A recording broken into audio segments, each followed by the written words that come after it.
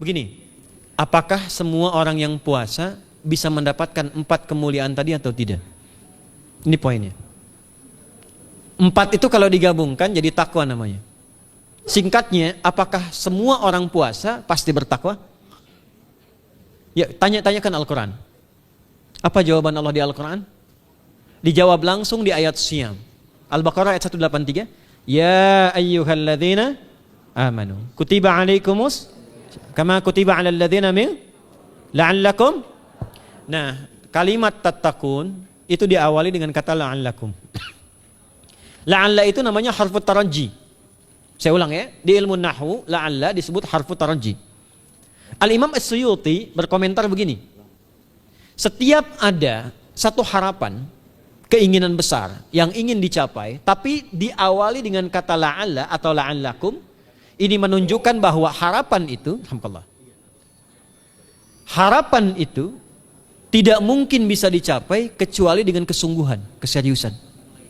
Jadi ketika Allah menutup kalimat puasa, ayat puasa dengan kata la'allakum, seakan memberi kesan tidak semua orang puasa akan mendapatkan kenaikan takwa dan jaminan 4 kemuliaan tadi kecuali orang yang serius puasanya, orang yang sungguh-sungguh puasanya. Karena itulah untuk menunjukkan kesungguhan itu, bagian terakhir kita, Nabi memberikan 3 amalan utama.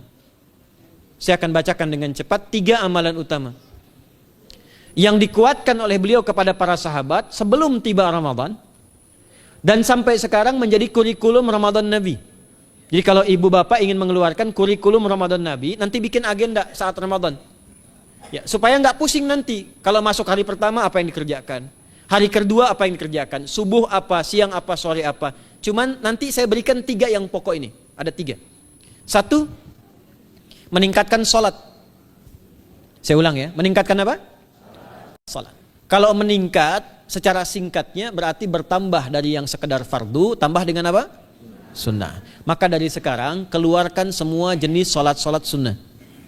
Keluarkan dari sekarang apa saja, siang dan malamnya. Yang rawatib, ada berapa rawatib? Rawatib 12. Ya, rawatib itu yang melekat dengan sholat fardu dan menentukan untuk memperbaiki sholat fardu.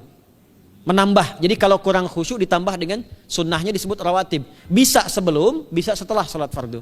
Ada 12 dari hadis Nabi sallallahu alaihi wasallam. Man shalla isnatai asyrata raka'atan, siapa yang salat 12 rakaat fi yaumin wa lailatin, yang mengiringi salat fardu siang dan malam. Ya, bunyalahu bihinna baitun fil jannah, maka akan dibangunkan baginya satu rumah di surga kalau konsisten menunaikan 12 itu sampai meninggal dunia. Sahabat yang mendengar itu mengatakan kompak semuanya, sejak mendengar hadis itu kami usahakan istiqomah sampai meninggal tidak meninggalkannya. 12 itu 2 sebelum subuh, cepat. 4 sebelum zuhur, 2 setelah zuhur, 2 setelah maghrib, 2 setelah isya. 2 rakaat sebelum subuh, 4 rakaat sebelum zuhur. Kalau nggak bisa 4 rakaat, karena terbatas waktunya, boleh 2 rakaat, khusus untuk sebelum zuhur. Kalau nggak bisa 4, boleh berapa? 2. Dalilnya hadis Ibnu Umar radhiyallahu taala anhuma. Kata beliau, hafidtu asyra rakaatin, saya hafal 10 rakaat dari Nabi sallallahu alaihi wasallam salat sunnah. Maka menyebutkan sebelum zuhur 2 rakaat.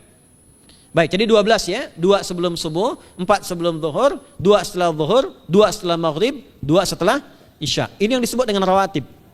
Jamak dari kata ratib. Di luar ini mutlak. Mutlak ini ada yang berdampingan dengan salat fardu, ada yang terpisah. Contoh yang berdampingan, 4 rakaat sebelum asar. 4 rakaat ini bukan disebut rawatib, tapi salat mutlak. Cuma waktunya berdampingan dengan salat fardu. Jadi dia nggak memengaruhi sholat fardu, cuma punya keutamaan sendiri. Apa keutamaannya? Hadis Ibnu Umar radhiyallahu taala anhuma, ketika beliau menyampaikan qala Nabi sallallahu alaihi wasallam rahimallahu ra'an shalla qabla al-asri arba'an. Allah akan menambahkan rahmat pada orang yang terbiasa sholat 4 rakaat sunnah sebelum sholat asar. Jelas ya? Baik.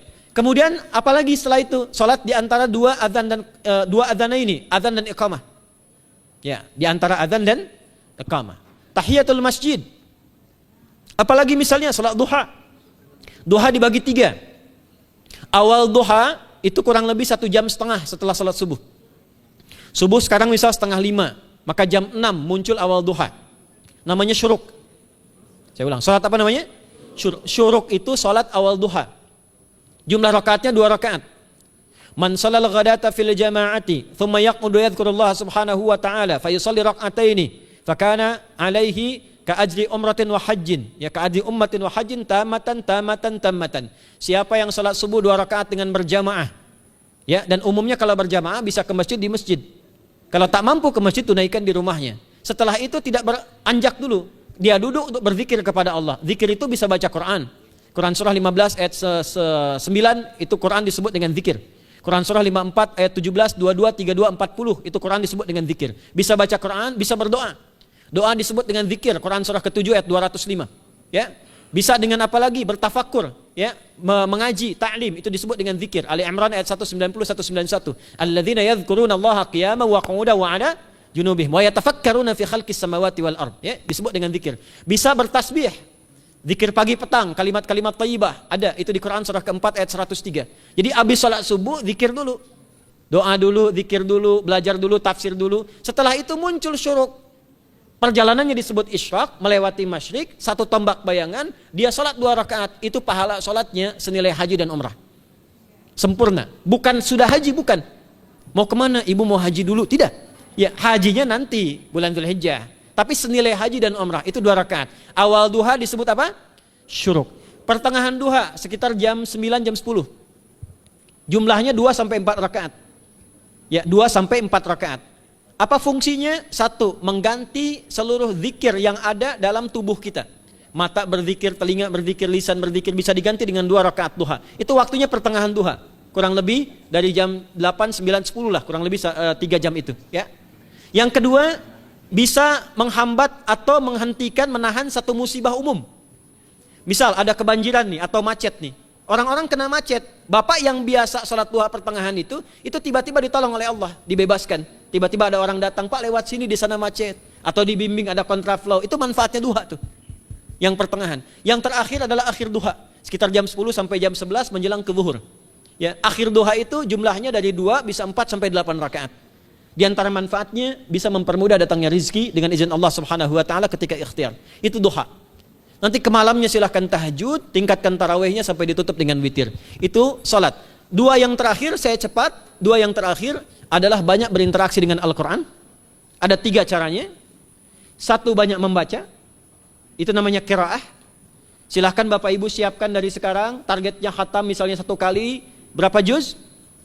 30 juz. Kalau mau gampang bagi 30, berarti 1 hari berapa? 1 juz. Paling gampang lagi, supaya nggak capek ngajinya, supaya nggak capek, bagi 1 juz 5 waktu sholat. Contoh, juz pertama itu Al-Baqarah plus Al-Fatihah. Al-Fatihah saya nggak hitung lah karena sudah hafal ya. Al-Baqarah itu 141 ayat, juz pertama. Bagi 5, 28. Jadi setiap ketemu waktu sholat, bagi 2 lagi, 28 bagi 2 berapa? 14. Sebelum sholat baca 14 ayat, setelah sholat baca 14 ayat. Itu 14 ayat tuh paling-paling gak nyampe 5 menit Bu Pak. Kalau investasi 10 menit setiap waktu sholat, bagi 2 kita baca 14 ayat, itu insya Allah selesai Ramadan khatam Quran. Itu udah rumus. Ya, tidak cukup dengan amin, siapkan dari sekarang. Siapkan. Ya. Kemudian mengkaji, kajian, tilawah. Itu tilawah tuh di hadis Muslim pahalanya banyak. Ya, majtama'a qaumun fi baitin min buyutillahi. Ya, kita ngajinya Quran hadis ya, biar ya, lebih kuat dalilnya. Majtama'a qaumun fi baitin min buyutillahi yatluna kitaballahi wa yatadarasuna fima bainahum. Ya, siapa yang bisa tilawah Quran, ngaji, tafsir, keluarkan misalnya untuk Ramadan 10 hari saya pengen tahu Al-Fatihah. Itu ketika dilakukan punya 4 keutamaan. 1, ghasyiyatuhum rahmah. Selama ngaji rahmat Allah dibentangkan. Kalau pengen doa cepat dikabulkan, kalau istighfar diampuni.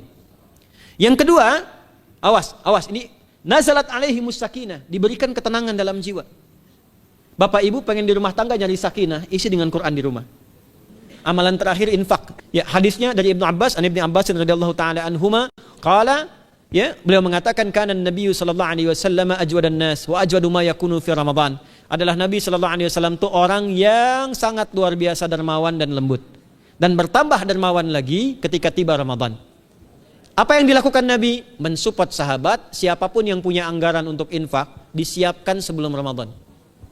Jangan berpikir banyak Bu. Yang penting ada anggaran, 30.000 nggak ada masalah. Setiap hari 1.000, tidak harus uang, makanan.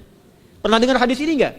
Siapa yang memfasilitasi bukaan orang puasa walaupun dengan sebiji kurma dan sehirup air, maka dia mendapatkan pahala seperti orang puasa itu tanpa dikurangi sedikit pun. Ada? Hadisnya sahih di At-Tirmidzi. Tapi bukan berarti nyari kurma ke Tanah Abang setiap hari satu. Terus minumnya satu sedotan aja ganti-ganti. Ya, maksudnya apa? Yang paling minimal kita bisa keluarkan. Itu pahalanya 700 kali lipat dikali 10. Paling standar. 700 kali itu standar biasa di hari ini. Dalilnya Al-Baqarah ayat 261 yang dibacakan Adinda tadi kita itu. Ramadan kali 10 lagi. Maka dari itu disiapkan dari sekarang untuk infak. Kalau kami di desa itu, ibu saya selalu kalau Ramadan itu RT-nya setiap rumah. Ini untuk bukaan hari ini rumah A, rumah B, rumah C. Bukaan besok rumah A, rumah B, rumah C. Boleh tuh di PWM Pak dipraktikkan. Ya, misalnya anggota perserikatan siapa dikasih kesempatan. Mungkin nanti yang lain kurmanya, yang ini misalnya jeruknya, yang ini ininya.